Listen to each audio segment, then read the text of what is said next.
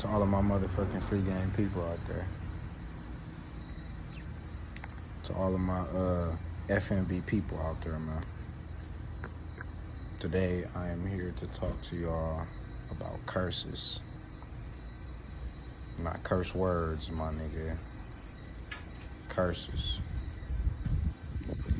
And before I start this video, I do want to say that this is all theoretical. I could be tripping. It's possible. I could be tripping.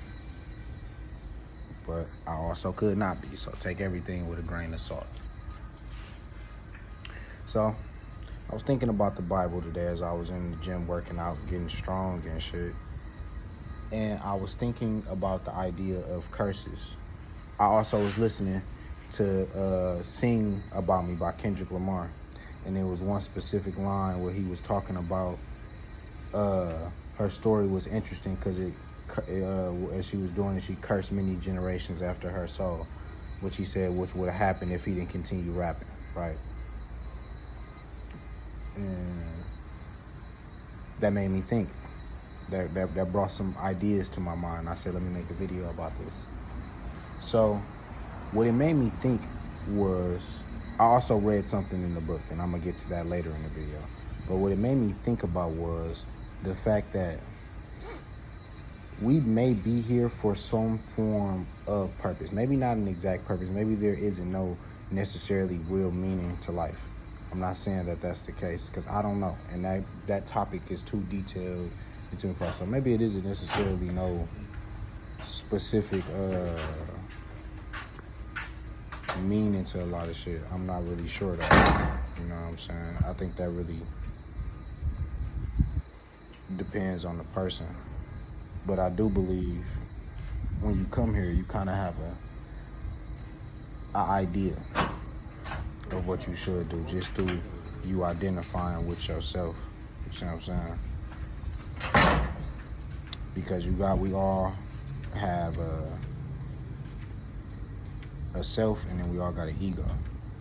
Yourself is the part of you that recognizes all the bigger parts of things, the grand scheme of things, the things that's most important, the things that maybe your soul think to do, which is more, just the things that's more important, I guess. And then your ego is worried about maybe a lot more of the superficial things. So, most of us, you know, even me included, you know, we live our lives thinking with the ego, not thinking with the self, which means we can probably put ourselves in positions that isn't really favorable, you know what I'm saying? Doing things that we don't necessarily need to do. Which, you know, can be beneficial, but it also can't. But what I believe is that constant identifying with the ego or the flesh, or however you want to say it, is what distracts you from, I guess in your sense, your purpose per se. And then through you doing that, you constantly choosing that ego, that flesh. You are, in a sense, being cursed. You're cursing yourself, or not necessarily yourself. You may be cursing, you know, your children. You know what I'm saying? And your children's children type shit. Just because you continuously chose that path. You know what I'm saying? Or you continuously didn't choose a path. You know what I'm saying? In the Bible, there's a verse about that where it talks about the forgiveness that is constantly given. But that forgiveness isn't like it runs out for you. It just, now that forgiveness is less for the next. But yeah, so as you take those steps and you don't make the right moves, you curse your kids, not yourself. So then that means that your kids have less leeway. That means that your kids have, they can't go into that field and make as many mistakes as you could because of the fact that you already took up all the forgiveness for that space. And the only way for them to break the curse is for them to not do it. to them to not participate in it completely. See what I'm saying? Because if they do, then they will be punished severely because you wasn't punished at all. See what I'm saying? You feel me? So that's how I be feeling like them curses work. So then let's say, for example, your dad was a chain cigarette smoker and he never overcame that. And then but he lived to be 80 years old through that addiction. He lived. This is a small, very finite example of exactly what I'm trying to say, but just hear me. And he did it for years, 80, 90 years type shit. And nothing happened. He went through and nothing happened. But then when, let's say you do it and you get lung cancer within the first 2 years of doing it. You know what I'm saying? That is a small example of that. And I feel like if you studied and looked into it, you know what I'm saying? I feel like that is something that if there was some type of form of study to be done, I feel like I might be onto some shit. Because I read this part of this book. It's called The Art of War, or War of Art, or whatever the fuck.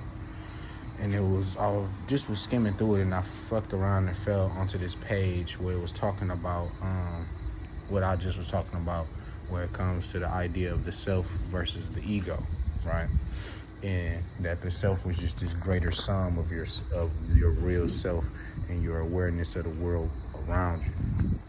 But the ego is the part that is superficial, that is identifying with selfish tendencies and just things that aren't really as important.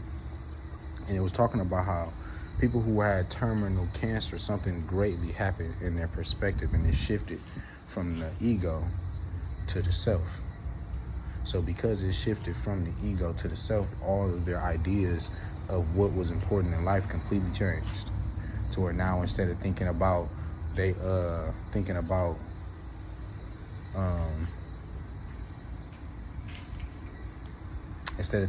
things that don't matter, like, you know, whatever them things may be in that person's life, they're thinking about maybe spending time with their family, maybe that music career they never developed, maybe that, you know, that time they took too long at the job instead of going to their kids' game, all that shit.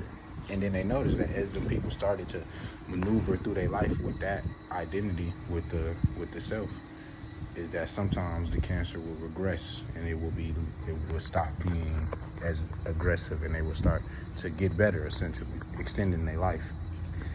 Which put to the theory of, is it possible that we could be killing ourselves through something that we're not doing? And not just on the health end, but on the spiritual and mental end, on the things that we choosing not to focus on or choosing not to take steps towards, like family, you know, connection, loved ones, and just the things that make our soul feel comfortable and good, you know, whatever those things may be. So that begs that question, which then brings me back to the idea of being cursed. Because even, you know what I'm saying, it ain't got to even necessarily be an exact, because your dad did this and now you have less leeway, so if you don't do this, you get cancer. It could even be in the sense of cursing yourself just because you're not doing what you know you should be doing. You know, because this is all, again, theoretical. I could be tripping, but it's just important to think about and just to keep in mind that I feel like it is possible that through you not doing the things that you know you should do, that your soul tells you to do, that you put yourself in a position that isn't favorable ever. You will never be in a favorable position not listening to yourself. And not your ego, but to yourself. You know what I'm saying? So that's all I got for y'all. I love y'all, man. Free game, I'm out of here.